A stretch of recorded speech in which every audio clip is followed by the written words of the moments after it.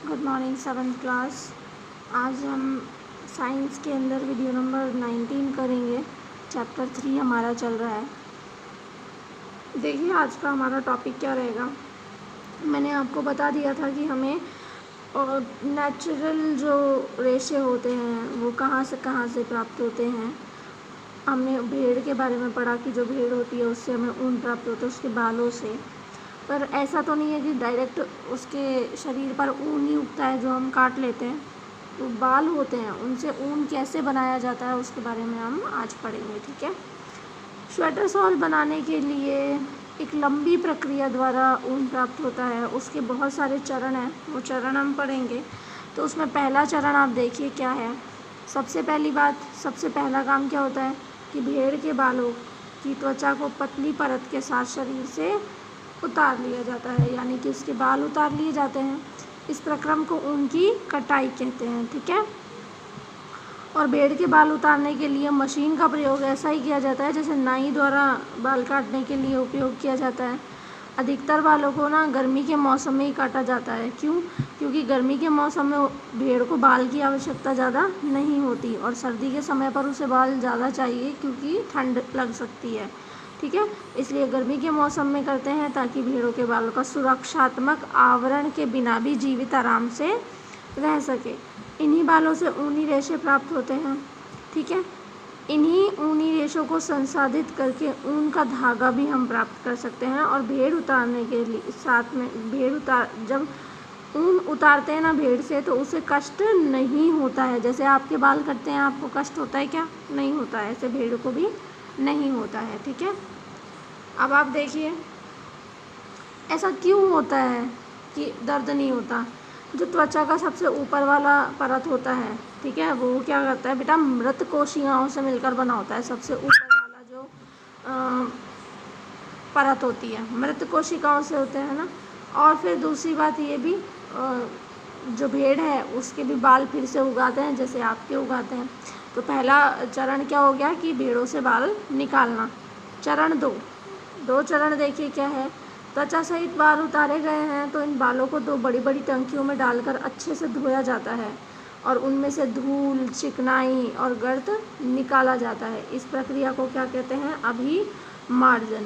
पहले हाथों से होता था अभिमार्जन, अब मशीनों की सहायता से होता है। देखिए पहले इस तरीके से होता था अभिमार्जन, टैंक में डाल के ऐसे हिला हिला के आप जो है यहाँ पर सफाई करते थे उसकी। लेकिन आजकल अभिमार्जन मशीनों के द्वारा होता है इस तरीके से। ठीक है। तीसरा चरण आप देखिए बेटा, यहाँ पर तीसरा चरण क्या है। अभिमार्जन के बाद इन बालों की छटाई की जाती है। ठीक है। रोएदार और रोमिल बालों को कारखाने भेज दिया जाता है जहाँ अलग अलग गठन वाले बालों को पृथक किया जाता है, काटा छाटा जाता है। देखिए चरण 3 में क्या है, आपने अभिमार्जन कर लिया, अब उनकी छटाई करेंगे, यानी कि कौन से बाल, किस भेड़ के बाल मोटे हैं, एक जैसे व्यास के बाल एक तरफ रखते हैं, अलग अलग गठन वाले बाल, यानी कि अलग अलग टेंडेंसी जैसे इंसानों में होती है। किसी के बाल स्ट्रेट, किसी के कर्ली, किसी के सिल्क, किसी के रफ बाल होते हैं। इसी तरीके से इन बालों को भी कैटेगरीज बनाकर इन्हें अलग अलग छांटा जाता है। ठीक है। नेक्स्ट देखिए इसमें चरण नंबर 4 क्या है कि बाल जो हैं इसमें से छोटे छोटे फूले हुए और कोमल रेशों को छांट लिया जाता है, जिन्हें क्या कहते हैं? बर कहते हैं।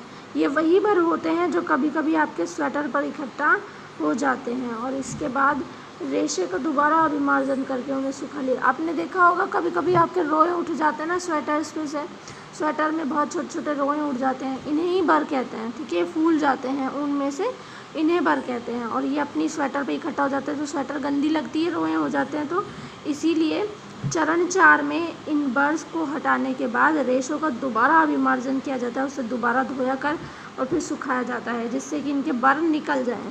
ठीक है। इस प्रकार उत्पाद जो है धागों के रूप में काटे जाने के लिए उपयुक्त होता है। अब आपका जो ऊन है उसे धागा बनाने का काम किया जाएगा। ठीक है। धागा बना लिया।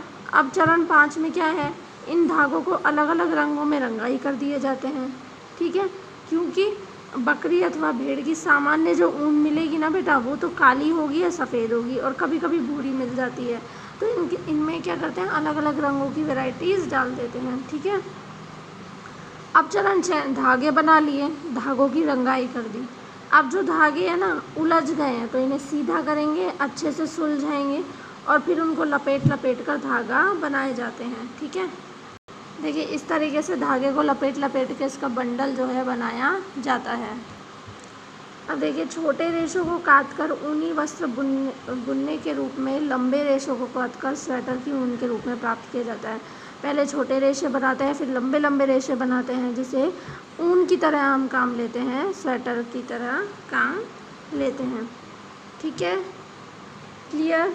अब बेटा नेक्स्ट, अच्छा यहाँ पर एक व्यावसायिक संकट है, इसे पढ़ लेते हैं। ये क्या कह रहा है कि ऊन जो है ना हमारे देश में व्यापक रूप से कई लोग इसका काम करते हैं ऊन के लिए, भेड़ का, यानी कि वो उनकी कमाई का साधन है।